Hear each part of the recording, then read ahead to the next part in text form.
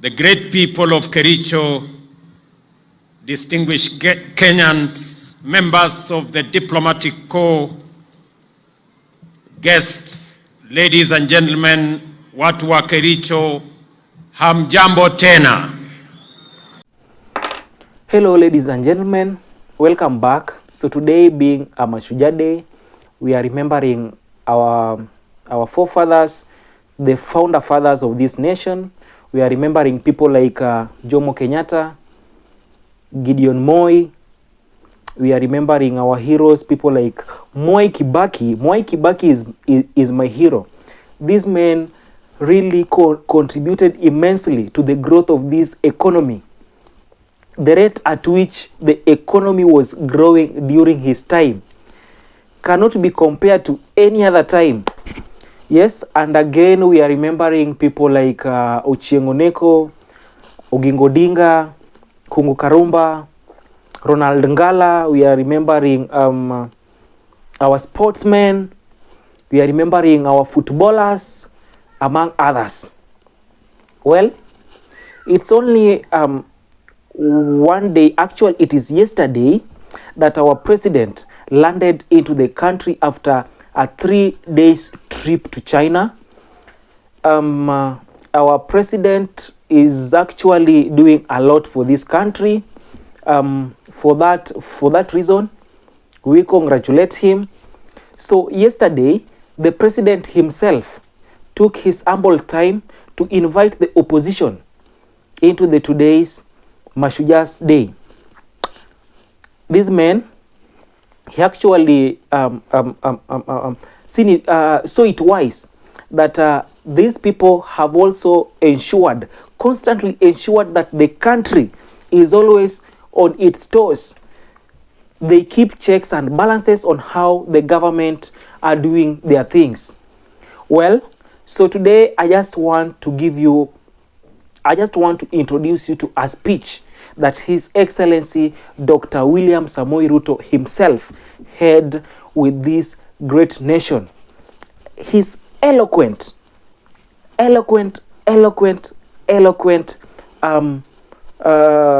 speech. Yes, so take your seat, relax, and enjoy. Our guest,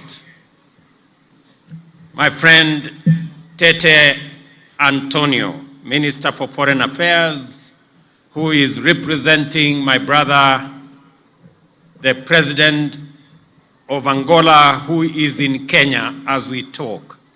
And he will be having a state visit tomorrow. Fellow leaders, the great people of Kericho, distinguished Kenyans, members of the diplomatic corps, guests, ladies and gentlemen, watu wa Kericho, hamjambo tena.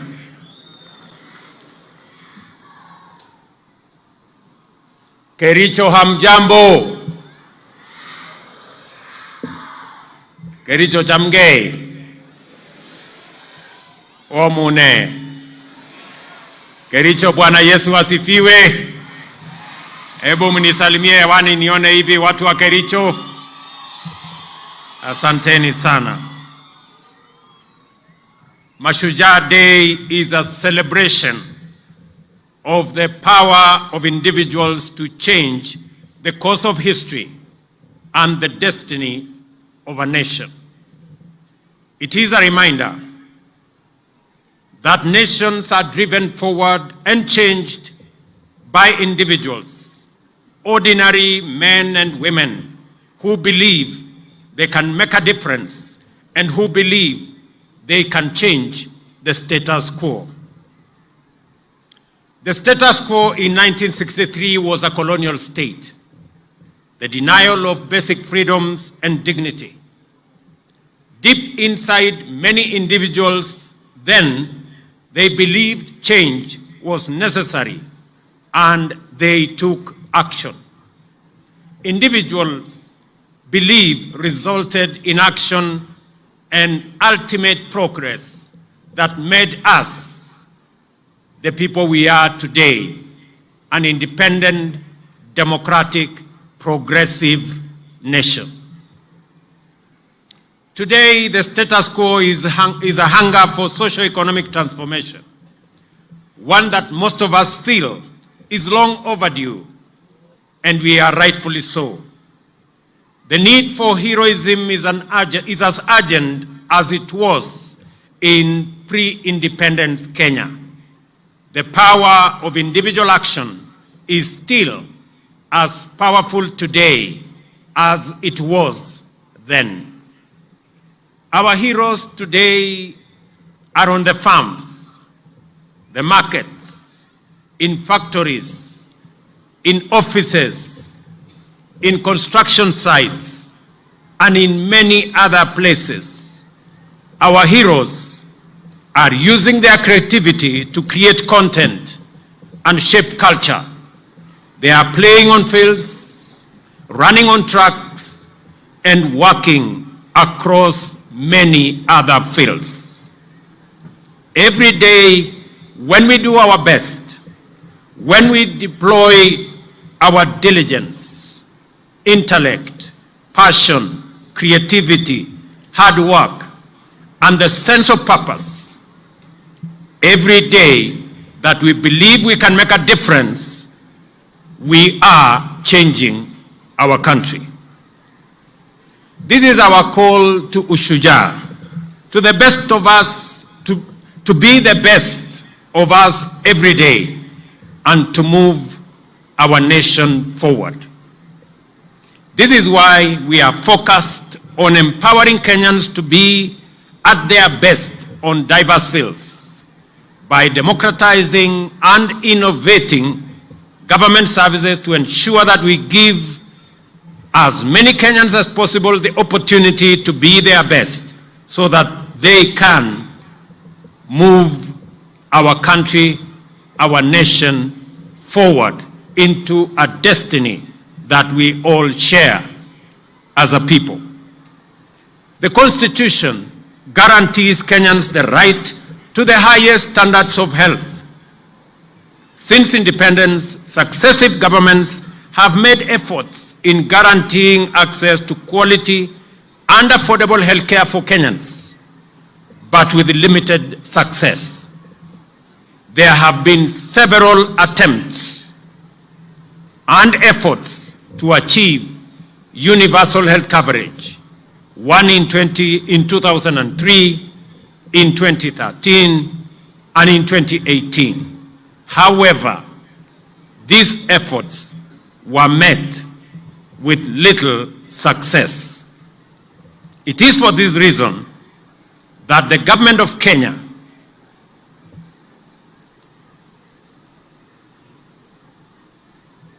identified healthcare delivery as one of the core pillars of the bottom-up economic transformation agenda.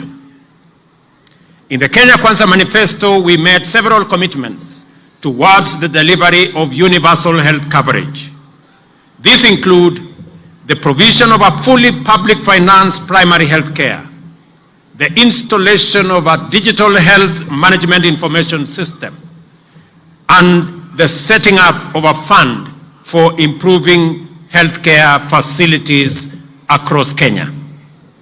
Other commitments were the setting up of an emergency medical treatment fund, the establishment of a national insurance fund that covers all Kenyans, and the availability of medical staff who deliver on this great universal health coverage that has been in the works for a long time. The government has instituted a paradigm shift to preventive and promotive health rather than where we've been at curative health. This approach also makes economic sense. Community health reports state that for every 1 shilling invested in community health, 9 shillings and 40 cents are realized in economic and social gains in our society.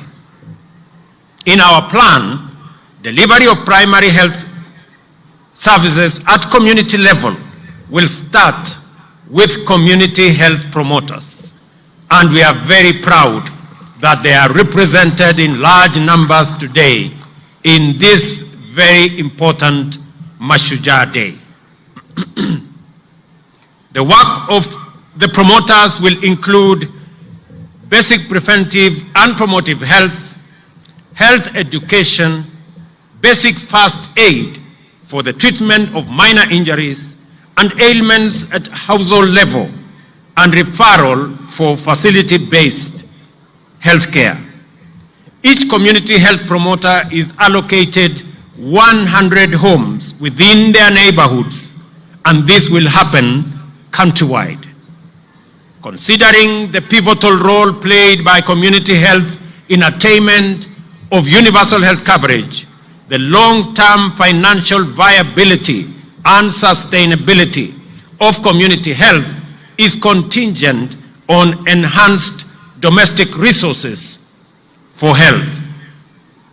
The national government is working closely with our county governments to strengthen the delivery of community health services through the payment of stipends for the 100,000 community health promoters.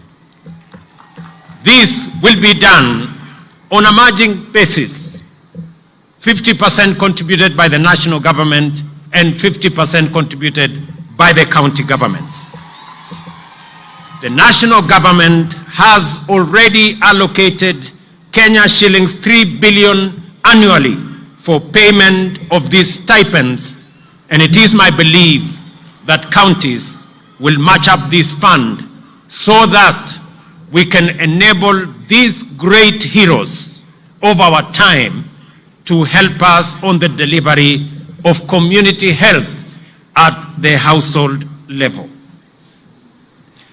It is worth noting that as of today, over 1 million households in 10 counties have been visited already by community health promoters, overt services, and their data captured in the Afya Nyumbani dashboard. And this is a significant major achievement, as this dashboard is not only available to the Ministry of Health, it is also available in my office. We also agreed to provide the 100,000 community health promoters with kits, which contain basic equipment for household health screening, medicines and supplies used for service provision at the household level. And as you can see today, every community health promoter here present, each one of them has a health promoter's kit. And that is the case with 100,000 community promoters everywhere in the Republic of Kenya. Quality community health data is essential for the planning, resource allocation, and monitoring of progress towards universal health coverage. The government is committed to delivering on the digital health agenda, starting from the community level. The electronic community health information system, which is live and being used by the promoters across the country, is a simple and user-friendly mobile health device being used, and its application will be used to collect real-time, accurate household data. It will also initiate planning for health service delivery and provide linkage to health facilities. Along the CHP kit, the government has provided additionally 110,000 smartphones for use by the promoters and community health assistants. The shift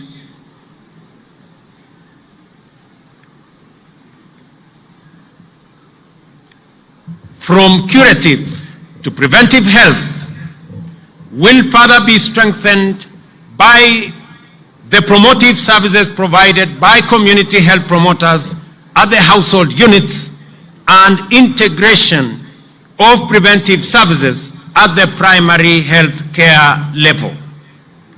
These services will include screening for hypertension, diabetes, and high conditions, offer the necessary health education on water and sanitation, nutrition, and provide community rehabilitation services, among others. These services will be provided through multidisciplinary teams that will be established at the level of the primary care networks. To strengthen the legal basis for health financing, health service provision, and achievement of UHC, 4 new health laws, which I signed into law yesterday, have been enacted.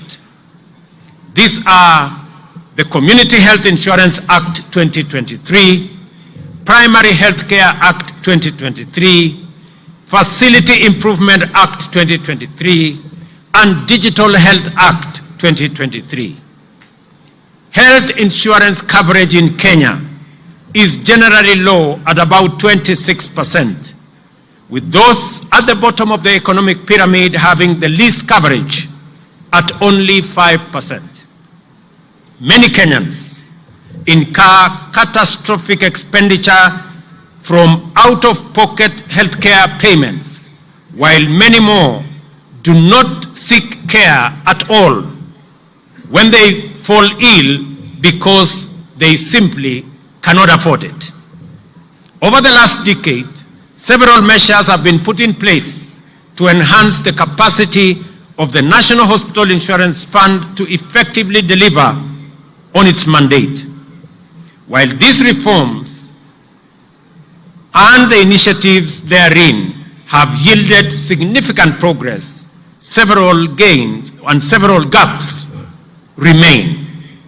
Recent analyses show that, among others, the NHIF operates as a passive rather than a strategic purchaser of healthcare.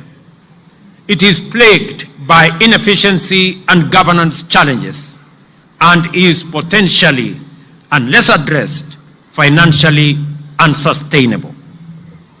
It is against this backdrop that the government proposes a paradigm shift in the provision of social health insurance in the new Social Health Insurance Act 2023 that provides for formation of a social health authority which will repeal the current National Hospital Insurance Fund Act 1998. In our plan, I promise a fully publicly financed primary health care system, an emergency care fund, and a health insurance fund that will cover all Kenyans. This promise is delivered through the enactment of the new Social Health Insurance Act, which, among others, establishes the publicly financed primary health care fund, a fully publicly financed chronic and emergency and critical illness fund, and the social health insurance fund, and access to health care from now henceforth will no longer be based on ability to pay. It will be based on the health needs of every Kenyan. We are implementing a per household payment system where a flat rate applies to everyone regardless of their income. Consider this, for example. Previously, an individual earning 10,000 had to pay Kenya shillings 500 for NHIF, a hefty 5% of their earnings. On the other hand, those with a salary of 100,000 or more contributed 1,700, a mere 1.7% of their income. Astonishingly, even someone with monthly income of Kenya shillings 1 million, like William Ruto, the president, paid the same amount of 1,700, which translates to a paltry 0.17% of their substantial earnings. This bizarre setup meant that low-income earners, mama mbogas and bodabodas, were effectively subsidizing high-income earners like myself. The Social Insurance Fund corrects this anomaly and makes sure that every citizen pays for health a percentage of their income, an equal percentage of their income, so that we can equalize the fortunes of every citizen with respect to access to health. The Social Health Insurance Fund also signifies a shift to increased use of domestic resources for health financing and a sustainable approach, especially at a time when resources from donors and development partners are dwindling. The healthcare system in Kenya is largely focused on curative services at the expense of preventive and promotive services. This has occasioned inequity in financing, which has disadvantaged primary healthcare uptake and promotion. The government's mission is to build a progressive, responsive, and sustainable healthcare system for accelerated attainment of the highest standard of health for all Kenyans. The funds allocated to public health facilities have substantially reduced over the years, as they are directed to the county revenue fund and are rarely reinvested into the facilities. The lack of autonomy in public health facility management and financial control has led to increasing fragmentation, poor service delivery, deteriorating health outcomes, reduced efficiency, access, equity, financial risk protection, and also insignificant transparency and accountability.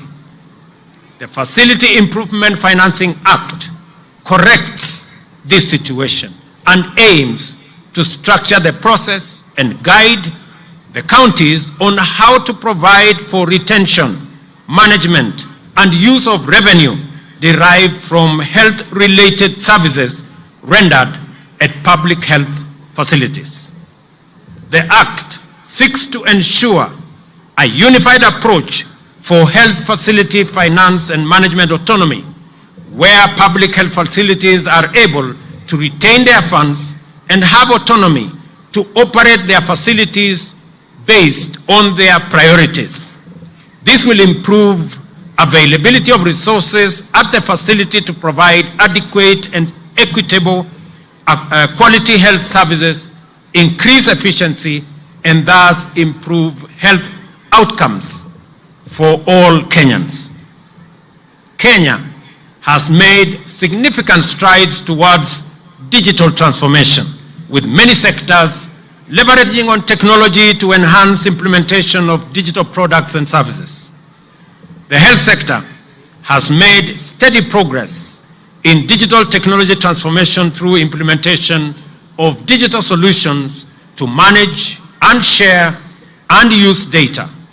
However, the adoption of technology has been uncoordinated and characterized by fragmented implementation, with health sector actors not adhering to basic digital health standards, guidelines, recommendations, and digital development principles.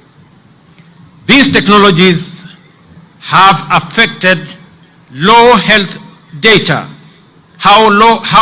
data is managed, resulting in multiple systems that have limited ability to exchange data. The Kenya Kwanza Manifesto identifies digitization as a pillar for the health sector to achieve universal health coverage. Accordingly, The Digital Health Act provides the legal basis for the development of a comprehensive and integrated health information system. These systems will enable end-to-end visibility of health processes and seamless sharing and portability of information that will enhance health service delivery and improve efficient use of resources. The enactment and implementation of the Act and the digitization agenda will deliver on the promise to integrate ICT to enhance telemedicine and health management information systems. Apart from the 4 laws, the Ministry of Health has put in place various policies and strategies to actualize strengthening of local manufacturing of health products and technologies, to have at least 50% of medicines on the Kenya Essential Medical List produced locally, ensuring procurement mechanisms guarantee value for money and provide advantage of economies of scale. Our mission is clear: to build a healthcare sector that is a shining example to the world, with healthcare workers in the right numbers who are motivated, well supported, and inspired to deliver their best. Together, we will ensure that every Kenyan has access to quality health services when they need it, regardless of their background or financial circumstances. I acknowledge the Ministry of Health, Safaricom, the World Health Organization, UNICEF, UN Program on HIV/AIDS, and United Nations Population Fund, the Danish International Development Agency, the United States government, the World Bank, Children Investment Fund Foundation, Academic Model Providing Access to Healthcare, Medic Mobile, US President's Emergency for AIDS Relief, and AMREF Kenya, among others, for their immense support. I request that we clap for these great partners of our healthcare delivery system. Kenyans have deliberately rejected ideas and programs that limit our productivity, waste our resources, and delay our takeoff. This is why our focus on effectively lowering the cost of living is based on increased agricultural productivity and expanding land and other resources for production. We have rolled out an agricultural support program that has provided farmers with access to fertilizer, affordable credit, and extension services. By end of July, we had distributed 3.5 million bags of region-specific crop fertilizers in 41 counties to registered farmers, working with county governments for last-mile delivery. For the first time in Kenya, fertilizer was distributed on the basis of acreage and the crops that farmers produce via a digital e-voucher platform. The results of this program are evident across Kenya. We have placed over 200,000 acres under cultivation, which is more than last year. We are looking forward to a bountiful 44 million bags from the long rain season and 61 million bags overall for both seasons, marking an impressive increase of over 40% in relation to last year. Fertilizer support for the short range crop is now available at National Cereals and Produce Board depots for regions that planned in this season, including central Kenya, eastern and western parts of the country. I urge all unregistered farmers to use this opportunity to register so that they can benefit from the support of fertilizer for all their crops, whether it is tea, coffee, sugarcane, macadamia, avocados, and all the other crops that are engaged with our farmers. To reduce our national edible oil import bill, which currently stands at $1 billion annually, the government is supporting sunflower cultivation by distributing 600 metric tons of seed to farmers in partnership with counties in eastern, western Nyanza regions during these short rains. It is important that we are working with counties on other oil crops to deliberately reduce our import bill on oil and edible oil requirements for our country. When we came into office in September last year, only 320 government services were available online. Today, there are more than 13,000 services, and we expect to onboard all services by the end of this year. This has increased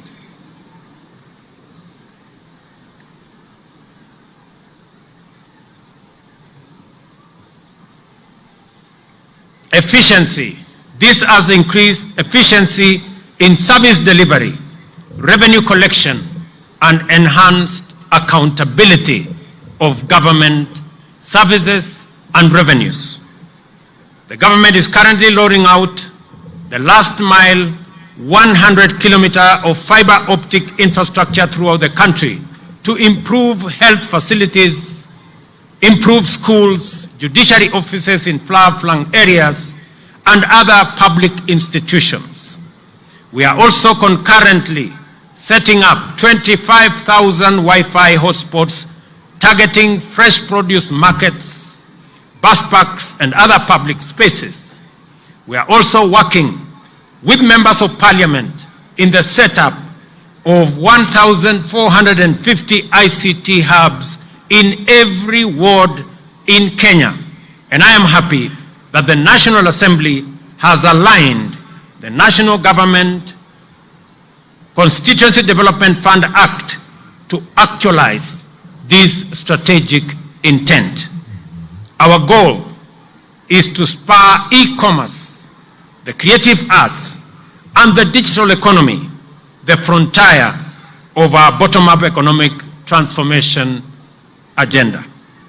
We continue to make significant progress in our education sector. Immediately after assuming office last year, we ended months of uncertainty by resolving that junior schools be domiciled in our primary school setup. We have reduced the teacher shortage by hiring more teachers. In the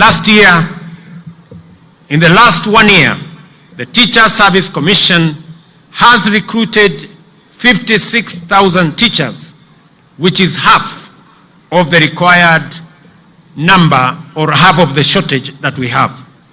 This is the highest recruitment in the history of the Commission in 1 year and the largest such exercise in Kenya's history. We intend to close the gap on teacher shortage in the coming 2 years. Further, in keeping with government's policy to equip Kenyan youth with practical skills and competencies, we are working with our TVETs to ensure that another 2,000 TVET college tutors are hired to support our TVET education that has increased from 90,000 8 years ago to 350,000 currently. I am also happy to note that we have concluded with the government of China the supply of equipment for another 70 technical training colleges in Kenya that will ensure that more young people have access to gadgets and tools that will improve their acquisition of knowledge and skills to be able to be job ready as we march forward into the future. In a transformative shift, we unveiled a new funding model for higher education and technical and vocational training that guarantees needy students free college studies. The funding comprises government scholarship, government loans and bursaries, and household support. Through this model, we have raised the funding per student by 40%, and we have now eliminated the tragic situation of many of our universities that were steeped in huge debts because of underfunding that had become the norm. Housing is a revolutionary agenda that will have an extensive impact across the economy. At scale, the affordable housing program will create jobs for our young people, expand the manufacturing of construction products and materials, and enhance economic activity across many sectors. The construction of 46,792 units is already underway, and another 40,000 units are ready to commence construction in the next few days. Architects, engineers, quantity surveyors, masons, electricians, plumbers, transporters, steel factory workers, cement factory workers, and hardware merchants will be engaged in this transformative construction housing enterprise to construct 200,000 housing units annually. The construction of one unit, for the record, creates between 3 and 5 jobs directly and 5 to 8 jobs indirectly. More jobs will be created with the formalization of the Jua Kali clusters that will provide products such as doors, windows, and hinges for this program. I stand before the people of Kenya to express my pride and admiration for all Kenyans who have risen up to the challenge of the moment, seized opportunities that came up as we deliver our commitments and implemented the bottom-up economic transformation agenda. This enterprising ethos, the hustling spirit, and the motivation to do your part in making this country move forward is all, and it is heroic. Therefore, let us dedicate ourselves to nation-building endeavors, assured that as long as we are implementing the bottom-up economic transformation agenda, your government stands with you and will walk the road of growth and development with every Kenyan until we accomplish our purpose and fulfill our mission. Wacha niseme hivi kwa Kiswahili. Leo tumetumia Mashujaa Day ya mwaka huu kwa jambo la muhimu sana ambayo inahusu Wakenya wote. Jambo la afya. Vile nimewaeleza, tumekuwa tukitafuta mbinu, jinsi na namna ya kuhakikisha ya kwamba afya inamfikia kila Mkenya, na afya isiwafikie wale wako na uwezo peke yao, lakini ifikie kila Mkenya, kwa sababu maisha ya kila Mkenya ni ya muhimu kwa Wakenya wote. Na ndio tumesema tunabadilisha sheria. Jana niliweka sahihi sheria 4 mpya ambayo itatumika kuendesha mambo ya afya ambayo itafikia Wakenya wote katika taifa letu la Kenya. Tunaanza na hawa community health promoters.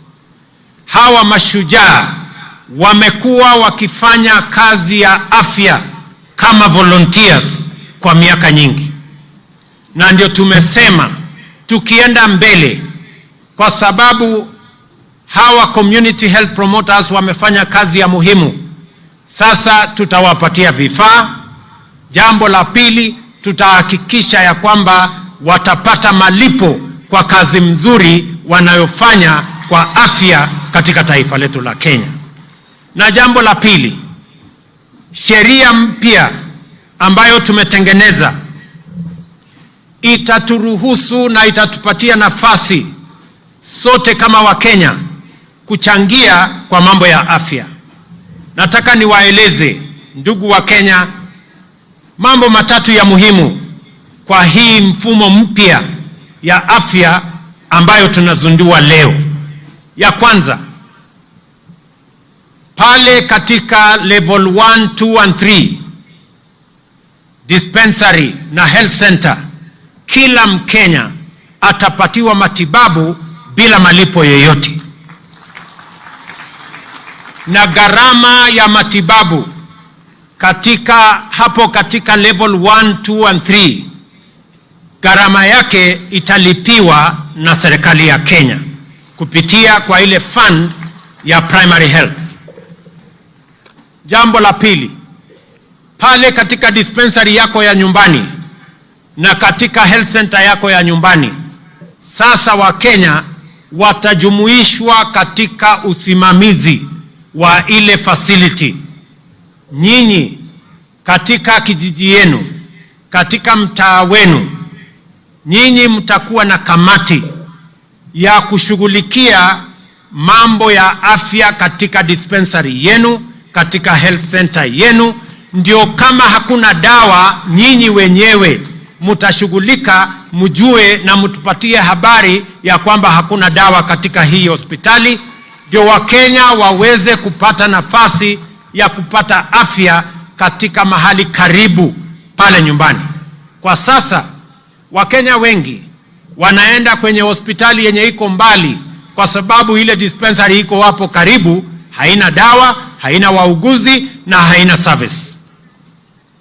Na ndio tunasema hivi, sheria yetu ya pili ni kuhakikisha ya kwamba kila facility, kila hospitali, kila dispensary, kila health center watakuwa na pesa zao, na pesa ya facility yenu haitapelekwa katika facility ingine na haitapelekwa kufanya kazi ingine yoyote.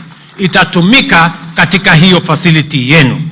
Ili pesa ambayo imewekwa katika budget ya facility yenu ya nyumbani, nyinyi wenyewe kama wananchi mkisimamia, na wauguzi, na tumesema ya kwamba wananchi wenyewe wahusishwe, viongozi wa kanisa wahusishwe, viongozi wa serikali katika kiwango hiyo wahusishwe, na development partners pia watakuwa pale, na hata watu wa civil society wakuwe pale, ndio tuhakikishe ya kwamba hakuna wizi tena ya madawa katika mahospitali zetu, katika dispensaries zetu na katika health centers zetu. Vile vile wananchi wengi wakipata ajali, wakipata hali ya dharura, wakienda hospitali wanaambiwa wewe huna card, wewe huna uwezo wa kulipa. Sasa emergency, chronic illness na ajali zote, kila mwananchi atakubaliwa kutibiwa katika kila hospitali bila ya kuulizwa maswali, kwa sababu maisha ya kila mwananchi ni ya muhimu. Wananchi wengi wananiuliza kwamba wale hawana uwezo wa kulipa NHIF ama wa kulipa sasa ile card ambayo ni ya Social Insurance Fund itakuwaje? Wacha mimi nitangaze katika hafla hii ya kuzindua afya nyumbani kwamba kila mwananchi atalipa kulingana na mapato yake, na yule mwananchi ambaye hana uwezo, serikali ya Kenya itakulipia card ya hospitali. Kila Mkenya atakuwa na Social Insurance Fund card, na wewe utaenda hospitali na utatumia hiyo card, either umejilipia mwenyewe ama umelipiwa na serikali, ili uweze kupata matibabu katika level 4, level 5 and level 6. Kwa hivyo kila Mkenya, either utaenda katika level 1, 2 and 3 na upate matibabu bila malipo, ama uende level 3, level 4, 5 and 6 na utumie kadi yako kupata matibabu. Na kila Mkenya, ndio tumesema hakuna Mkenya ataachwa nyuma. Ile maneno ya zamani, wewe unaenda kwa facility ya hospitali, unaambiwa kadi yako imefika mwisho. Sasa hii kadi ambayo tutawapatia haitakuwa na mwisho, kwa sababu maisha ya kila Mkenya ni ya muhimu.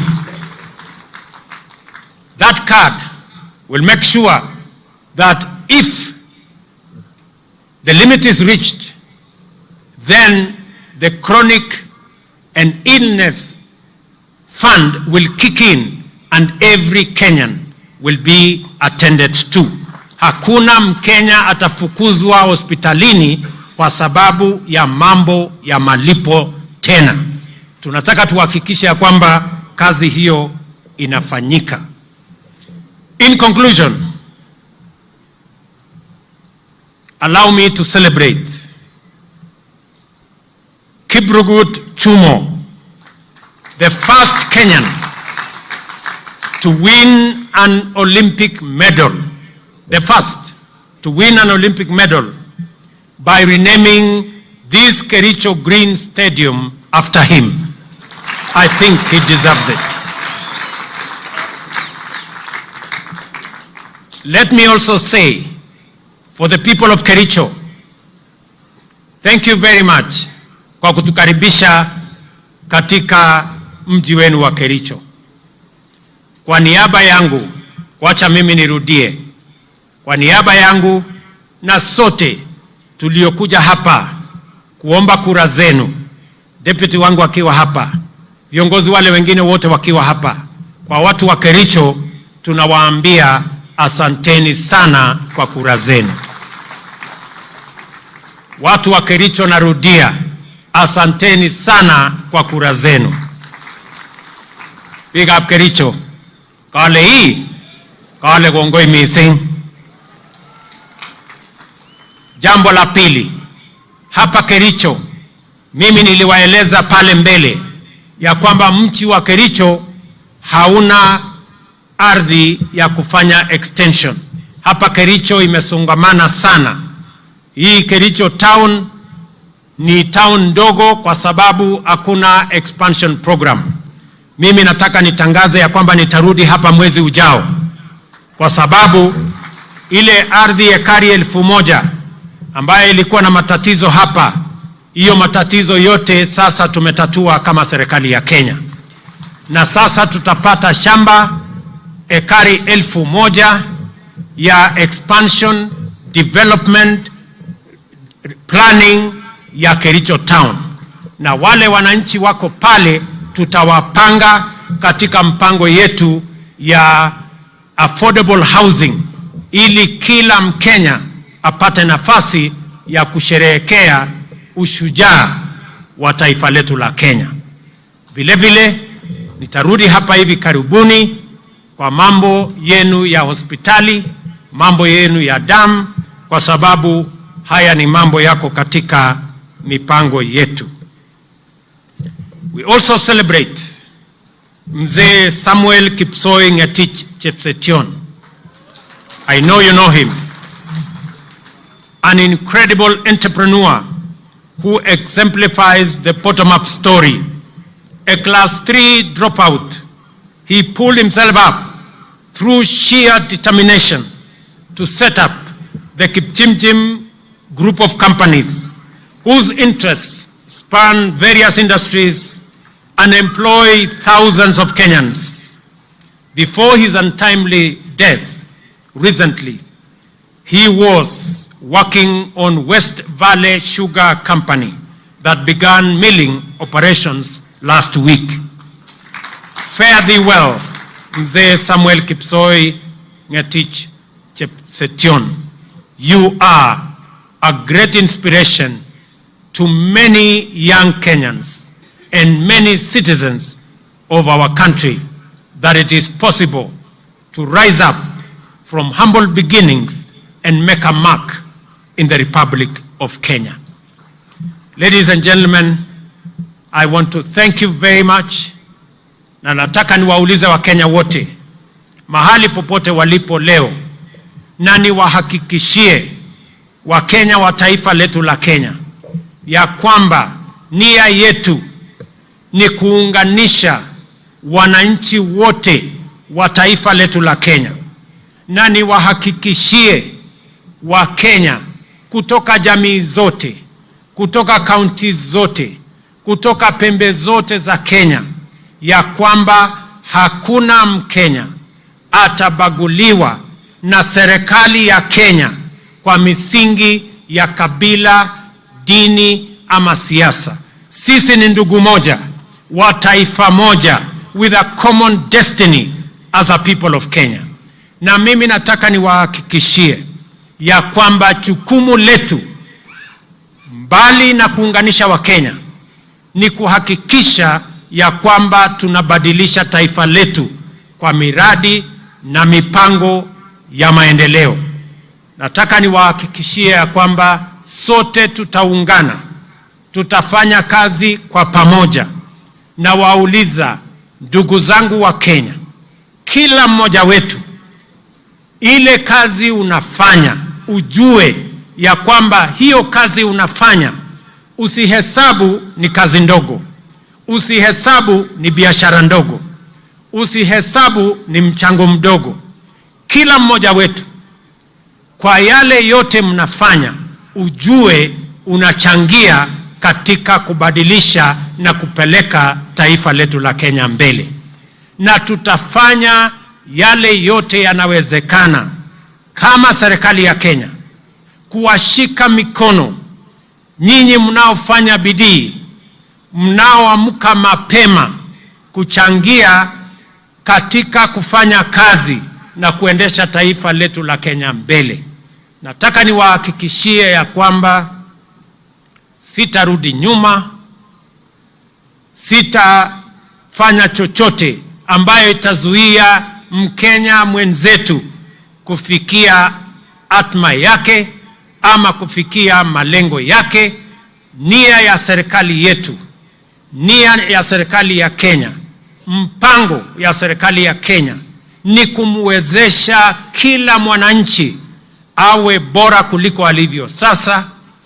Muweze kuchangia katika kubadilisha taifa letu la Kenya, katika mahali mnafanya kazini, ile biashara mnafanya, yale yote mnafanya katika sehemu mbalimbali. Na mimi vile vile nataka niwahakikishie ya kwamba nitahakikisha ya kwamba pesa zenu mnazolipa kwa ushuru, kwa jasho lenu, pesa zenu ambazo tunakusanya katika kaunti zetu kwa levies, kwa taxes na kwa njia zingine zote, pesa zenu zitatumika kwa njia inayofaa, haitafujwa, haitaibiwa, wafisadi hawatanyemelea. Na tayari nimetangaza katika taifa letu la Kenya, na mtaona mambo hivi karibuni, ya kwamba wale wote wanahusika na kuiba pesa ya Wakenya na mambo ya ufisadi na mambo ya ukora, mambo yao ni matatu, na nyinyi mnajua vile nimesema. Kwa hivyo I want to guarantee every citizen of the Republic of Kenya that we will hold your hand as you make your contribution in whatever you are doing, in a small way, in a big way, as a casual worker, as a permanent and pensionable worker, as a worker on contract, as a person waking up early and sleeping late, in driving the wheels of our economy, in pushing the destiny of our country in the right direction, that you have my support, you have the support of the government of Kenya, and we are going to work together towards building one united, democratic, indivisible Kenya. Na mimi nawauliza jameni, tuungane katika kazi hiyo. Mungu awabariki sana. God bless you and God bless our country Kenya. Asanteni sana. Basi niombe kwa heshima sote tuweze kusimama kwa wimbo wa taifa.